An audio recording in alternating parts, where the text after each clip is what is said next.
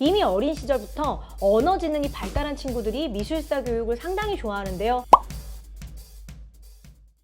네, 안녕하세요. 어린이 현대미술교육연구소 빅피쉬아트 국제현대미술교육연구회 조이뮤지엄 대표 이소영입니다.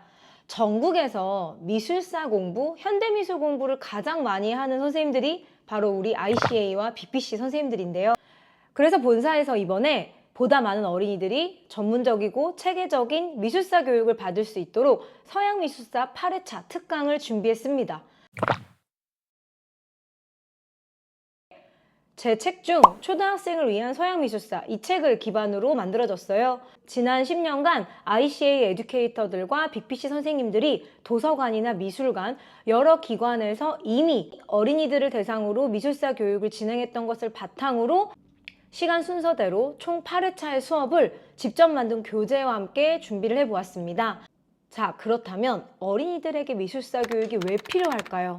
이 부분에 대해서 오늘은 좀 이야기를 해볼까 합니다. 이 영상을 보는 많은 부모님들이 우리 아이가 정말 미술사 교육과 어울리는 아이네 라고 생각이 될 수도 있고요. 아, 맞다, 내가 이런 부분을 완전히 간과하고 있었구나 하고 떠오르는 게 있을 수 있어요. 그래서 영상을 끝까지 봐주시길 바랍니다. 지금 이 영상을 보는 많은 부모님들도 한 번쯤은 미술사 공부를 해보셨을 텐데요. 이 미술사 교육이 초등학생, 어린이들에게 왜 필요한지를 제가 4가지 정도 요약을 해서 알려드릴까 합니다. 이 4가지 이야기를 들으시면서 부모님들이 꼭 체크해 보셔야 될 점은 내가 이런 부분 정말 교육에서 중요하다고 생각했는데 우리 아이에게 이런 부분이 있었구나 하면서 좀 체크하시면서 미술사 교육의 장점을 한번 들어보시길 바랍니다. 일단 첫 번째, 어린이 시절에 미술사 교육을 하면 무엇이 좋을까요? 미술을 잘하는 아이는요, 무조건 그림을 잘 그리는 아이가 아니라 미술을 잘 이해하는 아이입니다. 저는 평소에도 미술을 잘한다는 것에 대해 정말 꾸준히 생각을 하는데요. 사실 미술이라는 분야 안에는 잘 그리는 것도 있지만요, 잘 보는 것도 있습니다.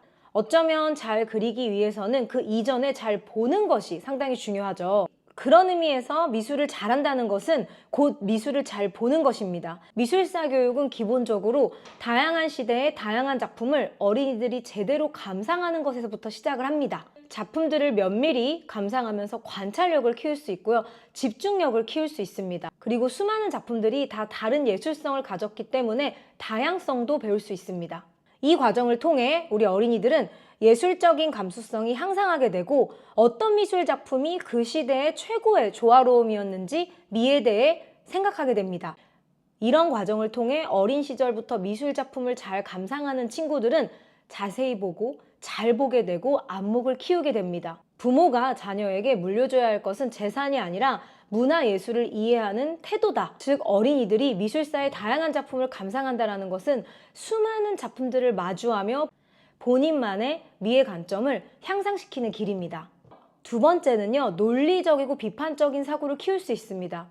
미술 작품을 감상할 때 보면요, 어떤 친구들은 아름다워요, 예뻐요, 귀여워요 이런 식으로 자신의 어떤 감정을 이야기하지만 일부 친구들은 상당히 논리적으로 작품을 비교하고 비평합니다. 이미 어린 시절부터 언어 지능이 발달한 친구들이 미술사 교육을 상당히 좋아하는데요. 이런 친구들은 미술 시간에 그림을 그리는 것도 좋지만 미술 작품을 감상하고 나와 다른 의견을 소통해보고 토론해보는 것도 중요합니다. 의외로 미술사 시간에 작품 감상을 하면서 이 친구가 가지고 있는 논리적이고 비판적인 사고가 많이 향상이 됩니다. 왜 이 작품은 그 시대에 유명했는지, 이 작품을 통해 우리는 그 시대를 어떻게 이해하는지, 나아가 사회와 역사, 세계사들까지 함께 이해하게 됩니다. 미술사의 수많은 명작들은 오로지 감성으로만 완성되는 것이 결코 아니라 이성적이고 논리적이고 과학적인 사고도 포함이 되기 때문에 우리 아이가 논리적이고 비판적인 어떠한 사고를 잘하고 토의하는 걸 좋아한다. 이런 친구들도 미술사 교육에 상당히 적합합니다. 그런 부분이 아직 좀 아쉬운 친구일 경우 미술사 교육을 하면서 감상하고 비평하고 소통하고 토의하면서 논리적이고 비판적인 사고가 향상이 될 수 있습니다. 이 작품이 그냥 좋은 것이 아니라 왜 좋은지, 나아가서는 그 시대를 왜 대표하는지를 생각하면서 자연스럽게 이성적인 사고와 논리적인 사고가 향상이 되는 거죠. 세 번째, 미술 활동은 정말 다양한 영역이 있습니다.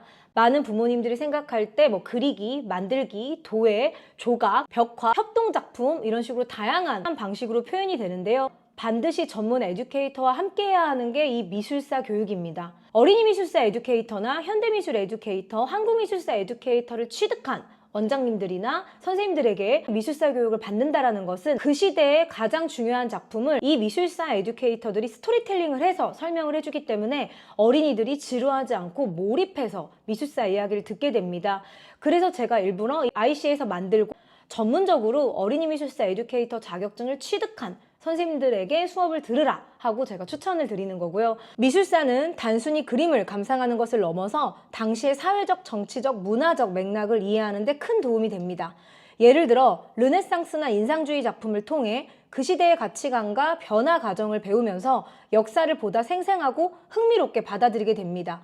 교과서에서 배우는 따분한 이론이 아닌 미술 작품을 통해서 역사와 세계와의 연결을 돕기 때문에 아이들이 다양한 시대를 폭넓게 이해하는 데 큰 도움이 됩니다. 자, 마지막 네 번째. 저는 사실 이 네 번째가 가장 중요한데요.